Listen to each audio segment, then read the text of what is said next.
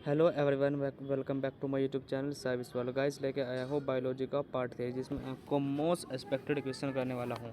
2 part जो है upload हो चुके हैं, आप उन्हें ज़रूर देख लेना, उसमें मोस्ट एक्सपेक्टेड क्वेश्चन डाले गए हैं। चलो गाइस स्टार्ट करते हैं क्वेश्चन को। पहला क्वेश्चन ये है, एंटीबॉडी और एंटीबॉडीज़ क्या होती है।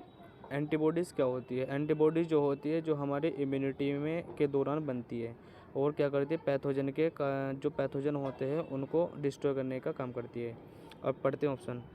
सब्सटेंस प्रोड्यूस अगेंस्ट एंटीजन, बिल्कुल वह वाला सब्सटेंस होता है जो आपके एंटीजन के खिलाफ बनता है। एंटीजन क्या हो सकता है? आपका बैक्टीरिया हो सकता है, वायरस हो सकता है, फंगस हो सकता है। ये माइक्रो ऑर्गेनिज्म होते हैं जो आपके कॉज करते हैं डिजीज़ को। वो गाइस चलते हैं नेक्स्ट क्वेश्चन की ओर। एंटीजन आर, अब जो क्वेश्चन हमने पहले पढ़ा था उसका ही अल्टरनेट क्वेश्चन ये है। एंटीजन, एंटीजन क्या होता है? एंटीजन वह होता है जो एंटीबॉडी को प्रोड्यूस कराने के लिए रिस्पॉन्सिबल होता है, जो अभी पिछले में पढ़ा है। जैसे substance the stimulate production of antibody, बिल्कुल वह सब्सटेंस जो स्टिमुलेट करता है एंटीबॉडी बनाने को। इसके एक्सप्लेनेशन देख लेते हैं। The immune system protect the body of the from possibly harmful substance by the recognise the responsible to antigen, जो रिस्पॉन्सिबल होते हैं एंटीजन के लिए। यूजुअली ये प्रोटीन के बने होते हैं, प्रोटीन के बने होते हैं जैसे कि virus, fungi, bacteria and non living substance होते हैं। और गाइस तो इसका ऑप्शन हो जाएगा बी। चलते हैं नेक्स्ट क्वेश्चन की ओर। क्वेश्चन नंबर 3 पर आते हैं जिसमें पूछा है आपका phagocytosis in mainly done by.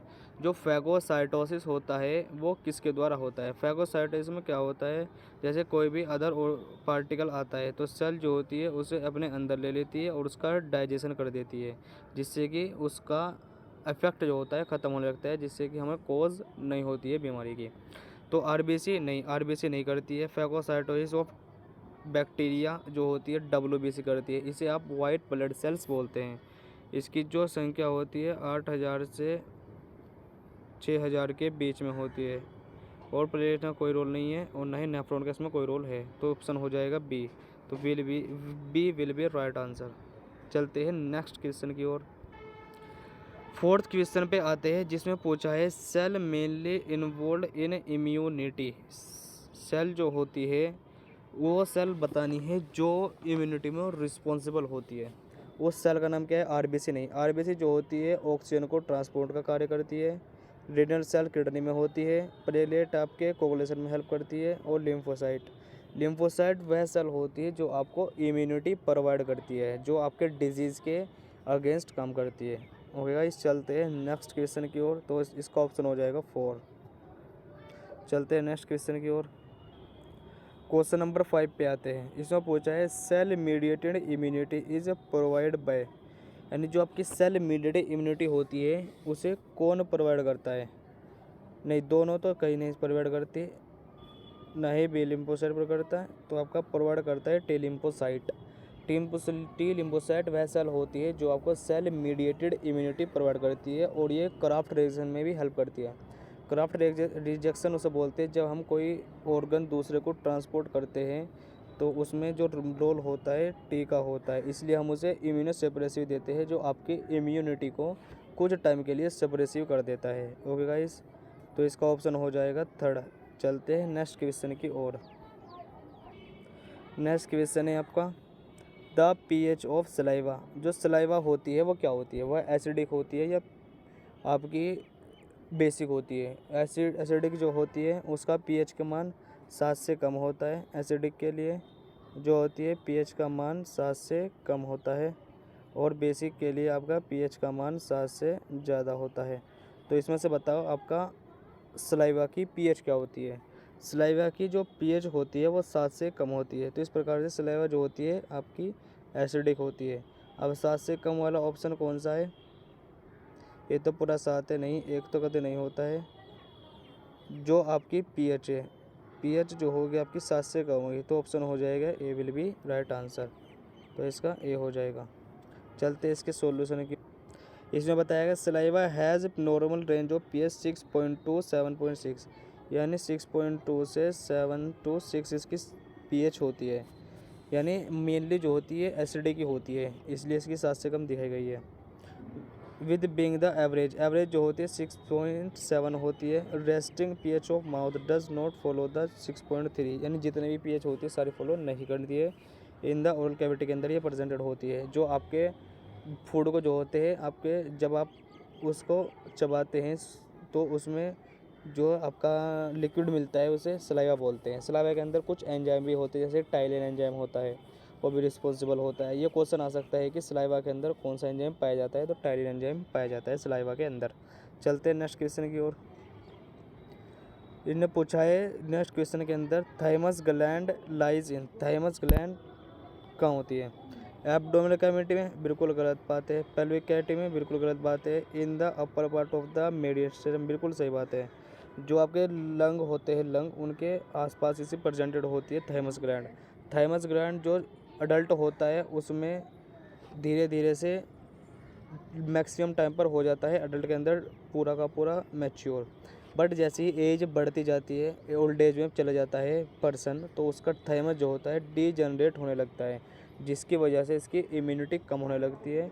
और जो स्मॉल चाइल्ड होता है उस टाइम पर उसका जो थाइमस होता है वो आपका मैच्योर के टाइम चलता रहता है। इसी प्रकार से थाइमस मैक्सिमम आपका मैच्योर कब होगा? अडल्ट के टाइम, जिसके 18 से 25 साल की उम्र होगी। लेकिन जब उसके बाद एज बढ़ती जाती है तो डिजनरेट होने लगता है।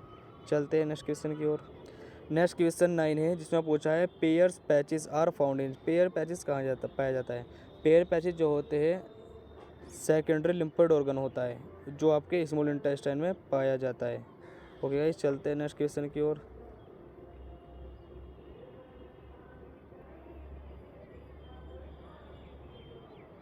इसमें पूछा है कि हीमोग्लोबिन कंटेन, हीमोग्लोबिन के अंदर क्या होती है?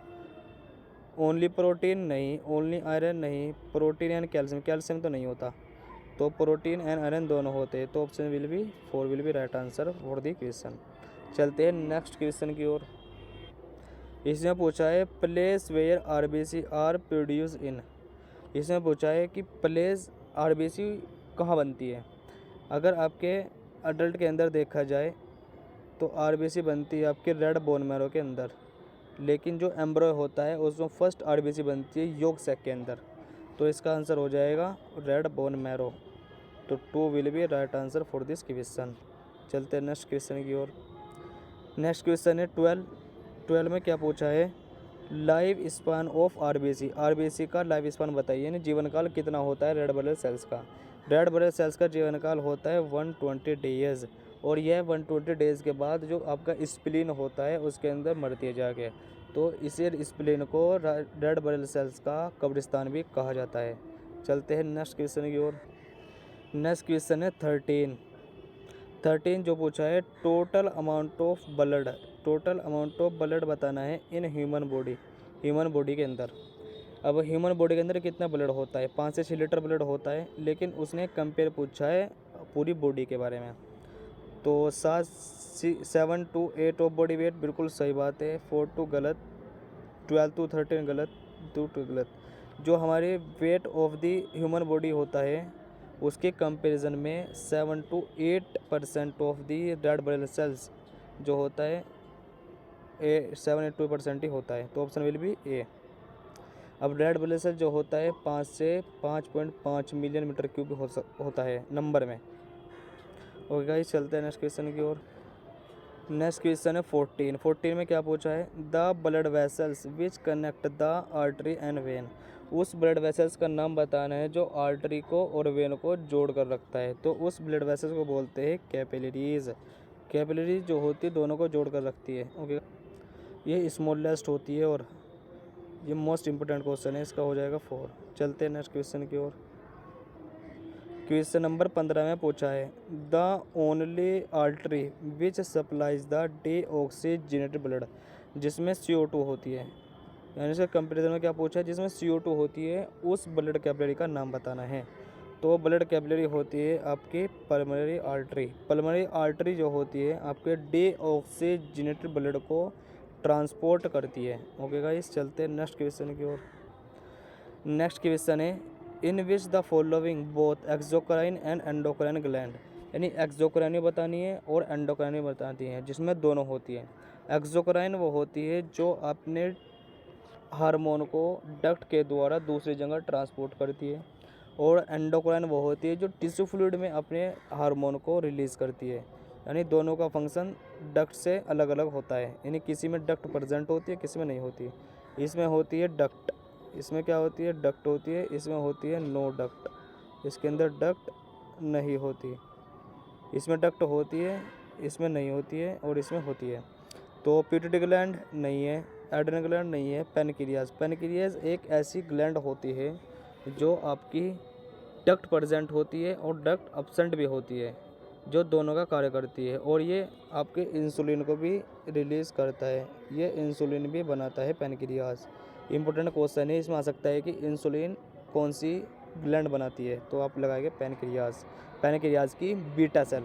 ओके से गाइस, चलते हैं नेक्स्ट क्वेश्चन की ओर। नेक्स्ट क्वेश्चन है 17 क्वेश्चन क्या कहता है, in which following structure also known as the pacemaker of heart. Heart का पेस मेकर किसे कहा जाता है। यह क्वेश्चन पिछले वीडियो में आया है। तो गाइस आप इसका क्वेश्चन का आंसर कमेंट में ज़रूर लिख के बताना। तो इसका आंसर है एस नोड। एस नोड को बोलते हैं साइनो एट्रियल नोड, जो आपके एक्शन पोटेंशियल को जनरेट करता है। इसकी एबिलिटी भी होती है कि ये मैक्सिमम एक्शन पोटेंशियल जनरेट कर सकता है। तो गाइस ये प्रेजेंट होता है राइट एट्रियम के राइट कॉर्नर पर। हो गई, चलते हैं नेक्स्ट क्वेश्चन की ओर।